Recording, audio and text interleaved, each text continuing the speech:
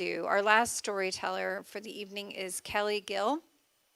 Kelly is just a force to be reckoned with. I love this woman. She's got a powerful energy, and she's a writer and a Baltimore native and a mother. And here's her story.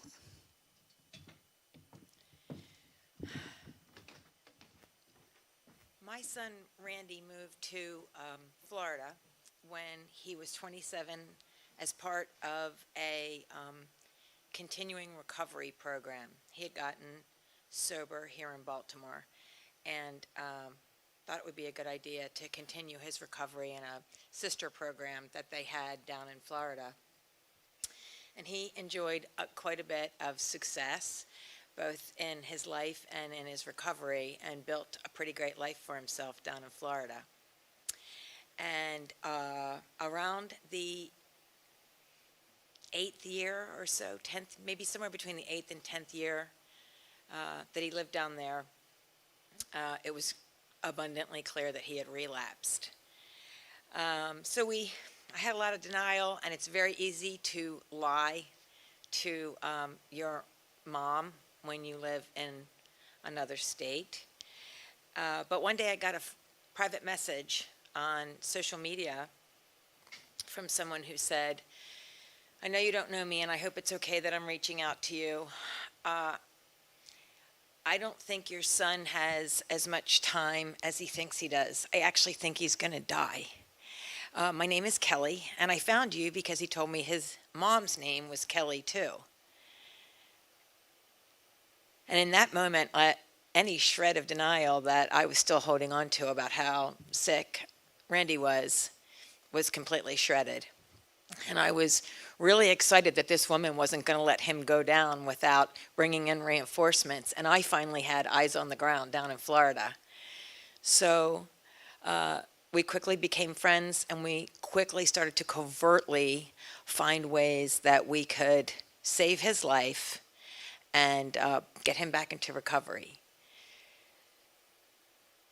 She finally found him. She called me one day and said, I can't reach him. Some guy named Peanut has his phone, and I know that's not that guy's real name. That has to be the name of a drug addict, and we can't find him anywhere. She drove around for hours, and finally she found him in a convenience store. And he said, "Thank God you're here. I need your phone. I have to call your mother. That poor woman probably thinks I'm dead." She was scared to give him her phone because then my phone number would show up and he would realize what she'd been up to. So she asked him for the number, she dialed it, and he called me. And he said, "Ma, I know you've been worried about me. I lost my phone, but I am fine." He was anything but fine. Within a few weeks, we were able to convince him to come to Baltimore and get back into recovery, and I had a short window. My plan was to fly down there, get him, fly him back. So I flew down there, and as soon as I landed, I called him to say, I'm here to save your life." And he said, "You know what, I'm not ready. I have a lot of work to do. If you could just maybe go get yourself some lunch, I'll be ready in a little bit." And I had a really bad feeling. I choked down a Caesar salad with some dry chicken on it and quickly called him back and said, "Okay, we're going to go. We're going to go back to Baltimore now." And he said, "Mom, I'm not going to make it. I'm so busy." And I said, "I need to see you. I'm not leaving Florida without seeing you." And he said, "Great, bring cigarettes and a pizza, please." So I went to the place where he was living, which was an empty warehouse. He had a small office off to the side with whatever he had managed to save jammed in there. And there was a small bathroom in the far corner of the warehouse. And as he walked towards me, I was kind of stunned. He was emaciated. And he said, "Sorry, I have so much work." And I could look beyond him and see there was no work. You know, his work was acquiring crack cocaine and lying a lot. And that's a full-time job. I left him, and I think I cried all the way to the airport and all the way home, and probably until I fell asleep that night. But I did get him home 4 days later, and When he arrived at my house, he slept for 3 days. He got up only to grab food almost like a zombie and to go to the bathroom, and that was it. But on day 4, we had an agreement that we were finally going to get him in treatment, and I was pretty excited about that. So on the morning of day 4, I was a little surprised at 5 o'clock in the morning that he was up and so ready to go get help. So I came downstairs to the family room where I heard the TV, but I spotted my shoes by the back door. The backs were broken, they were muddy and wet. And I looked at him and I said, "Did you walk down the street in my shoes?" And he said, "Yeah. You know, they don't sell drugs on Schwartz Avenue anymore." And I said, "No, they don't sell drugs on Schwartz Avenue anymore." And then I realized his demeanor was a little off, and it occurred to me, I had thought to get all the drugs out of my house, but I had not remembered to get all the alcohol out of my house.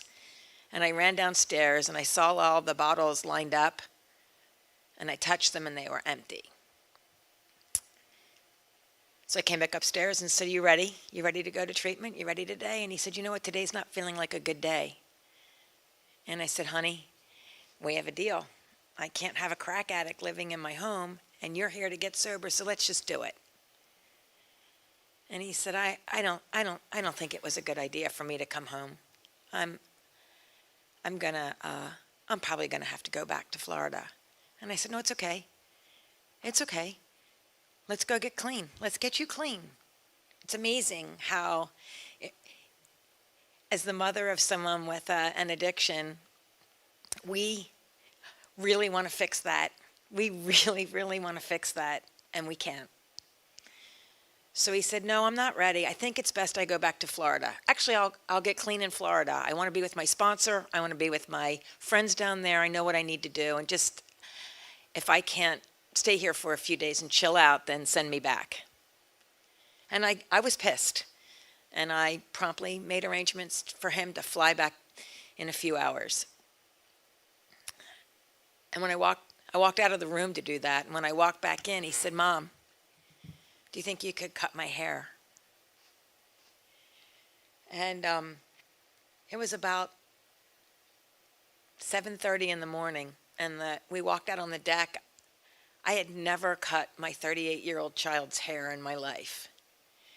The grass was just glistening, and you could smell the becoming of fall. It was October.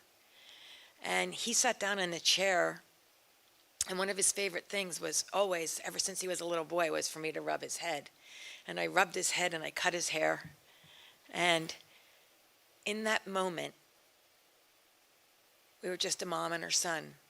He wasn't suffering from addiction, and I wasn't suffering from fear and the powerlessness. It was a really beautiful moment.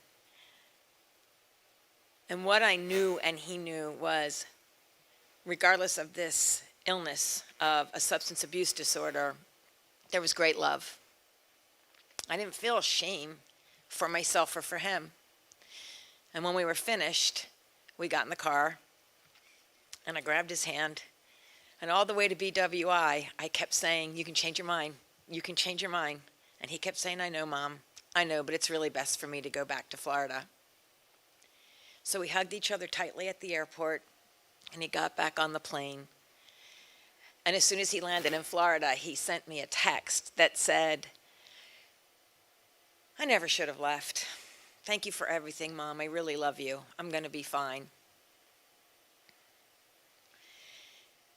And a year later, he was found dead from an overdose, crack cocaine and fentanyl.